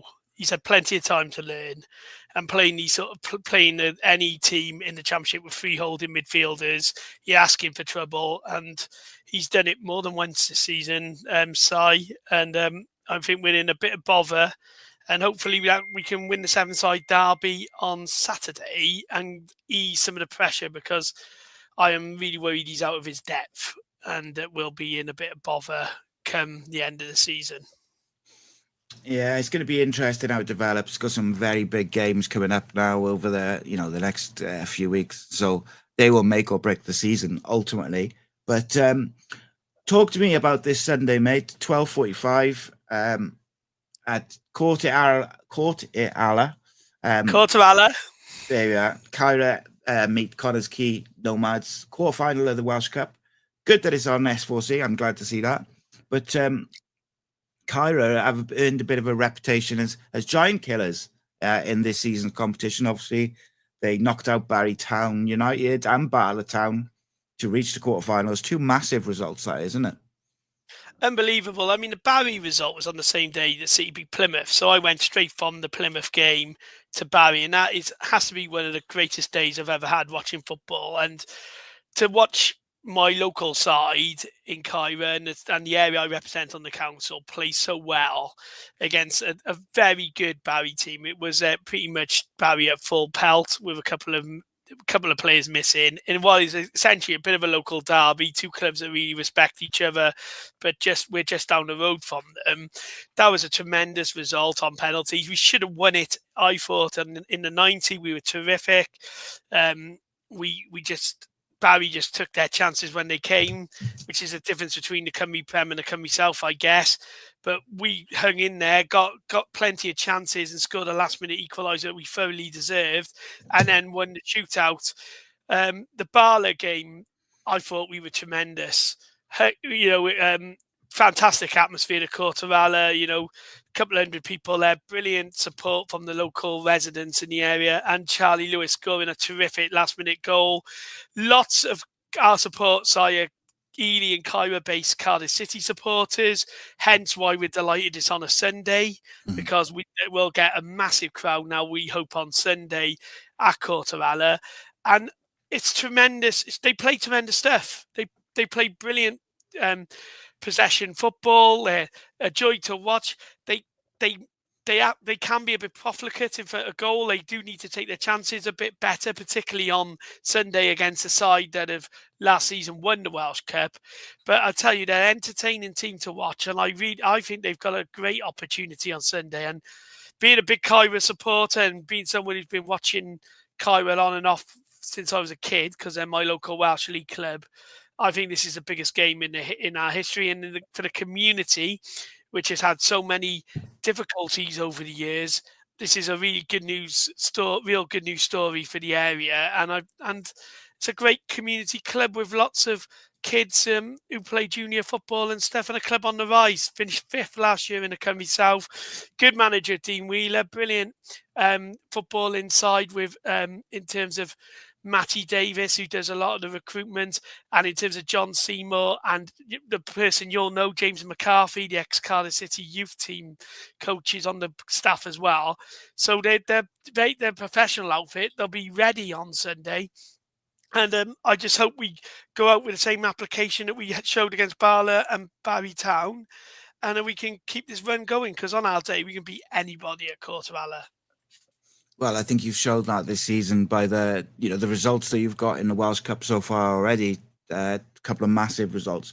Talk to me a little bit start with the Bala Town game. How did Kyra go about that? Did they sort of sit in a bit and, get used to playing against a slightly sort of club higher up the system? Or did they go at it, as if it was any other game and go at it, just trying to get win? They play very attacking football, and they went for it. We had a lot of chances. Bala missed a couple of chances as well, hit the bar, had a couple of opportunities, but Bala came full strength as well. That Joe Robles playing, people like that who play every week.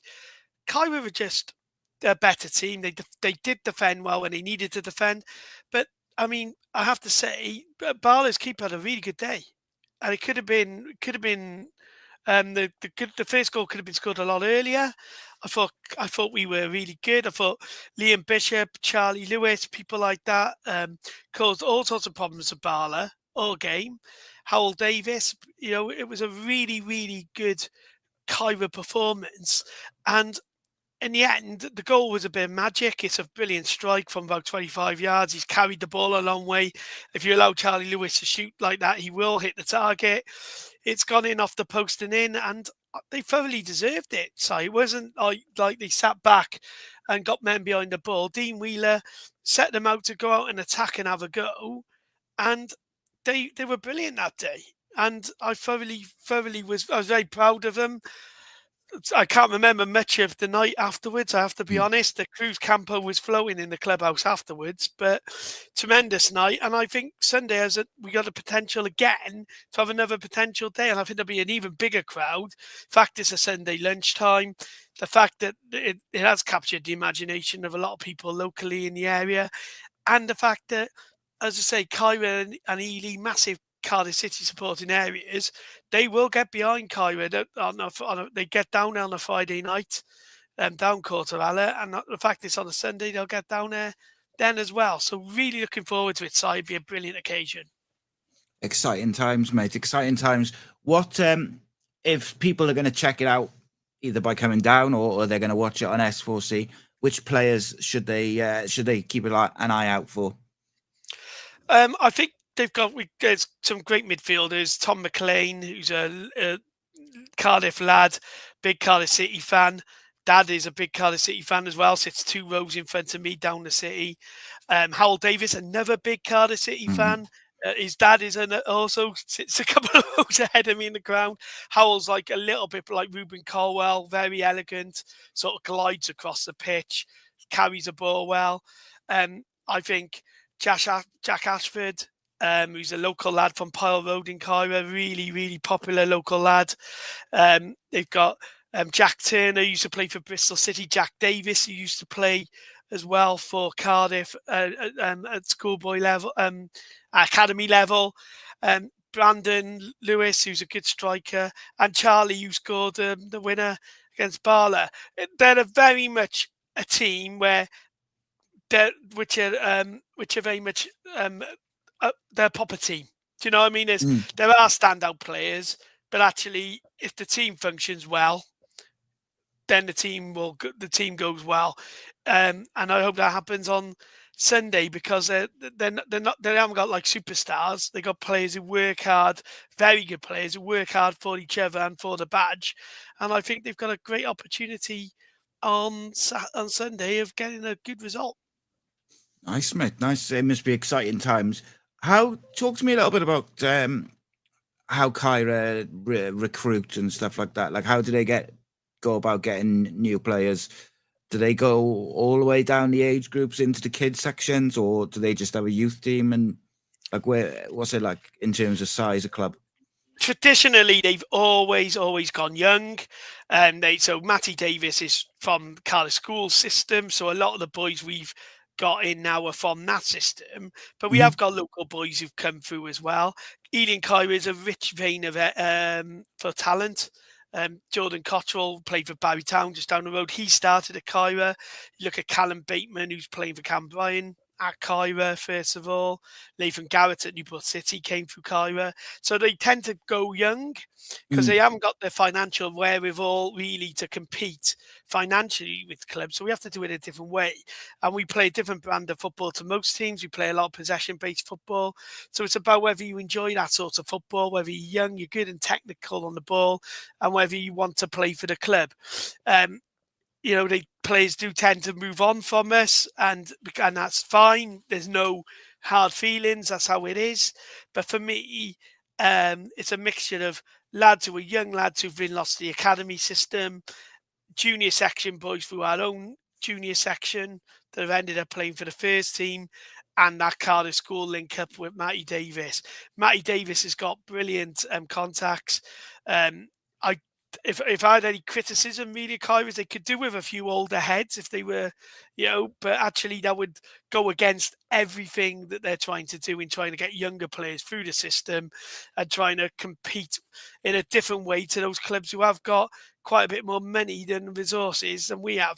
I mean, Mark Rhys, the chairman, spends a lot of his own money bringing in terms of the upkeep of the club and on the wage bill, but I think the only way a club like us can compete is by bringing through talent and nurturing them and trying to move on produce a team of 11 young players that are together for a long, long time rather than trying to buy success like other clubs have done.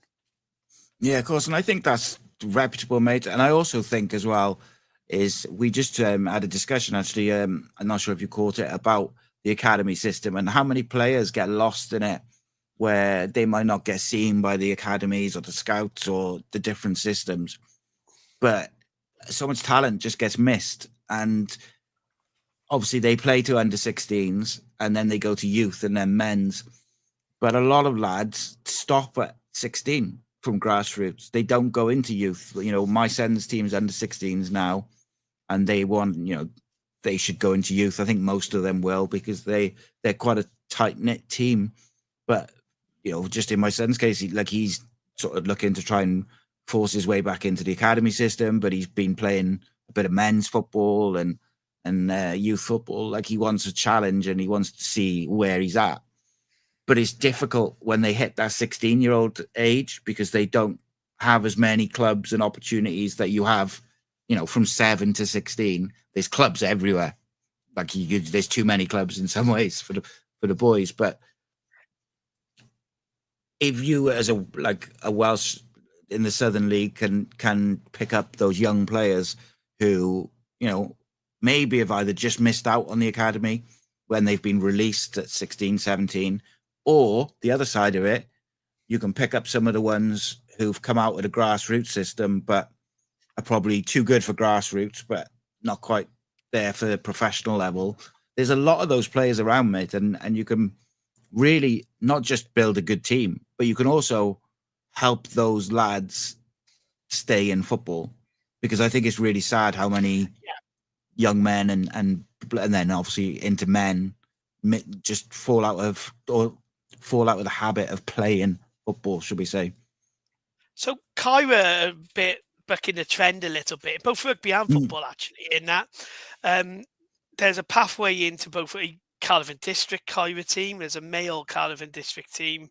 There's a pathway in now for a combination league team. So there's grassroots football all the way through kids, all the way through to adult men's football.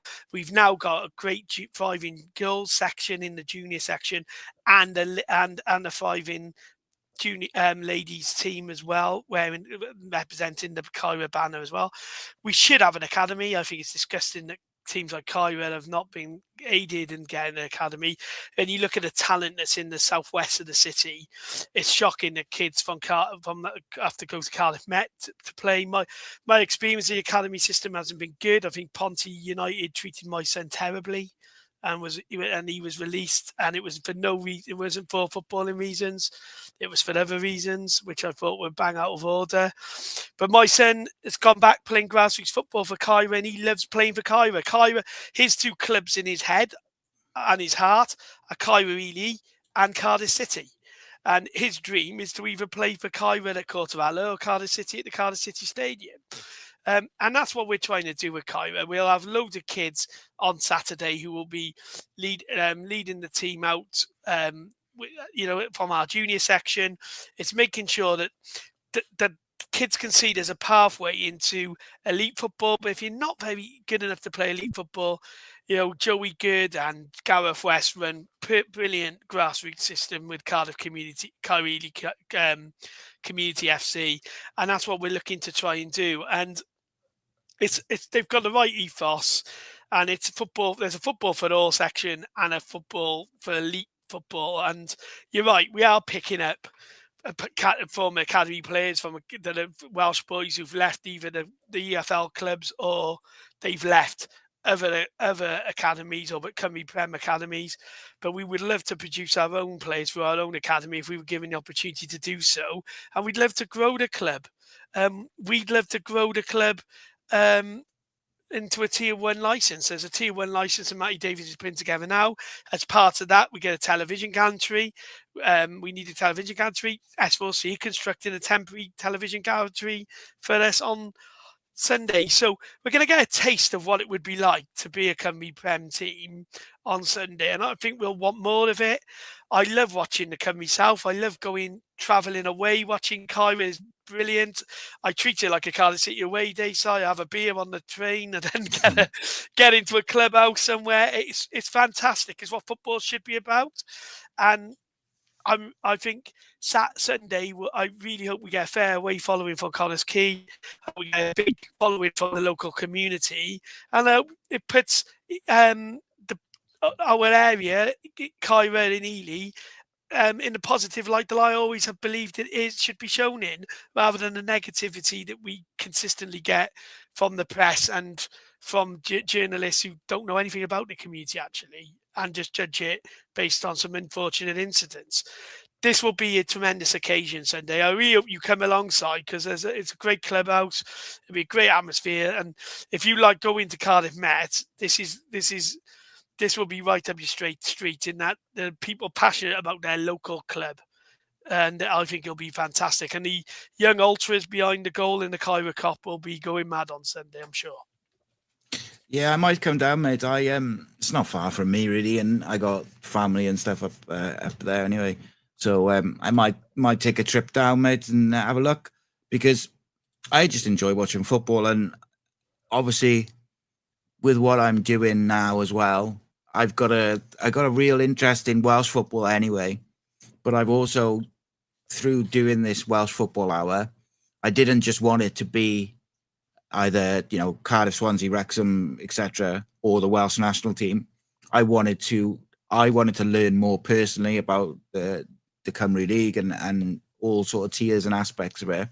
But also I wanted to, shine a light on it. And because I think one of the things which, clubs like Kyra and other clubs all across Wales do when they focus on young people is, and they, off the field, they bring the community together and things like that. Of course, we all know what football can do from a community aspect. But I think also most importantly is it keeps young kids, it gives them something to focus on, and it gives them something to keep them on the right path. And I think sport is so important to that. Yeah. Totally right. And you look at the people who are involved, who volunteer at the club. You've got Mark Rhys, who's a successful businessman in his own right. You look at Dubber Richards, who does the gate, who played for the club, managed the club. Jeff Pike, who played for the club, manage the club. These are positive role models of people in the community you look up to. I mean, I go every game. I'm a very high profile local councillor, I'd like to think. And people could, when I'm there, I'm just Peter from Carlyellaway having a few beers. It's brilliant. And it's, to me, it's really, really important. And it's, I think what you're doing is fantastic. I really am. I sent you a message last week. I don't want to embarrass you. I think this is really, really important because there's not enough coverage of the Cymru League system, and particularly the Cymru League system below the Cymru Prem. And things like this shines a light on those volunteers that we're talking about that give their time every week for their local community football club. And I mean, if I can say so, I've, this Sunday could do more positive football coverage for Welsh football and the Welsh football system than the nonsense that the FAW were coming up with trying to get the EFL clubs into the Welsh League Cup, because that was utter nonsense. It lacked ambition from the EFL club side in that it was limiting us to the Conference League and a competition that we had no history in terms of the Welsh League Cup. I'd understand if it was a Welsh Cup because we do have a rich history in that, but it was also taking away a European place from clubs like Kyra, who would have been, and I'm not speaking for the club because I think my chairman was in favour of it, but as a fan of Kyra, it's taken away. We're for 2 games away from Europe if we win. If we win this game, we got a semi-final and a final, and it would have been. It's absolutely shocking that the clubs who do give their time to the Welsh system, pyramid system, were potentially going to lose a European place. For the FL clubs who wouldn't have taken that competition seriously until the semi-final or final stage. And also, as a Cardiff City fan, I was not in favour of it either because of the I think it limits us to the Conference League when you can see what Forest are doing in the English system. The beauty of the pyramid system in England is that if you get promoted and you are you can challenge at the top end of the table. We're not permanently, we hope as Cardiff City fans, going to be fighting relegation in the Championship. So it was a terrible idea all around, and I'm really delighted it's been put on the back burner. And some occasions on Sunday, like Sunday and Saturdays, actually, Cardiff, Bristol City, and the occasion that we got on Sunday, reiterate the point that in my head, that actually having these 2 unique systems at Welsh, where we can compete on as Welsh clubs with elite clubs in the English system and our local clubs here in the Welsh pyramid system, that I can be passionate about them both without having to be conflicted, I think is absolutely fantastic.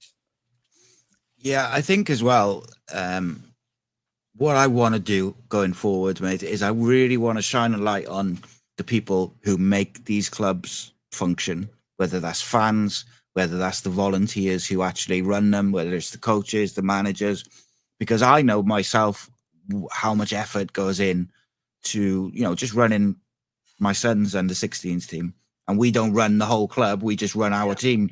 So I fully appreciate and understand how much effort goes in. And Gareth West, Gareth West and Joey Good in our junior football section, and all our admins, and a lot of them are parents. A lot of our admins are parents who give up their time to make sure that these kids from a giant council estate, remember, Edie and Kyra, get an opportunity to play football is massively important. I'd say the same about Liam Mackay and Joanna Cottrell with the rugby as well, because all the rugby boys on Sunday, from my son plays rugby for Kyra, they're coming up straight after their junior games, and the rugby boys who play for the first team for the rugby watch Kyra a lot on a Friday night as well. It's just brilliant that the 2 clubs get on and we're linked. And you're totally spot on in what you're saying about shining a light on volunteer side. And I really appreciate what you're doing with this program. Sorry to interrupt you, though. That's all right, mate. Just as we look towards finishing the show this evening, I would like to get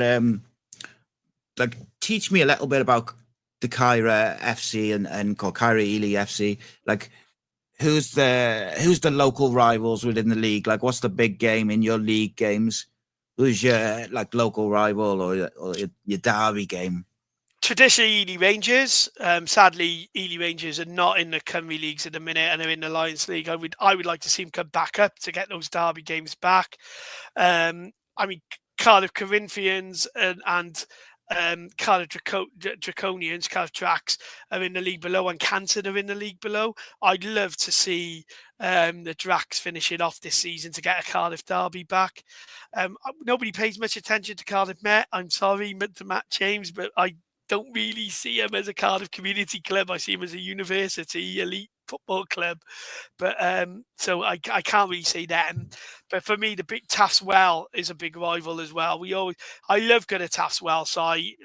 Some of the best IPA on tap in the league, and we got a good rivalry with them. And it's mainly born out of the fact that a lot of our supporters are Cardiff City fans, and a lot of Taffs Well supporters are Cardiff City fans, and we're all friends. And also there's been a good relationship between the clubs in terms of players who've left each other, they've gone to each other's clubs. So there's a friendly rivalry then. But the big rivalry has always traditionally been Ely Rangers, and I'd love to see Ely Rangers back in the Cymru League system. And those games in the 90s when they were both in the Welsh League at the same time would draw hundreds to 1,000 people at each derby. So, and they were fiercely competitive derbies as well. So those were the big games.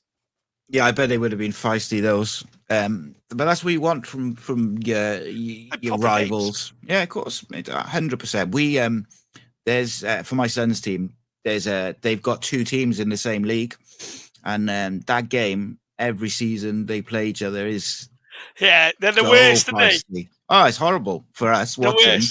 The worst. Because as a parent, you want your team to win, but you also, if you're involved in the club, you want to see the other team do well.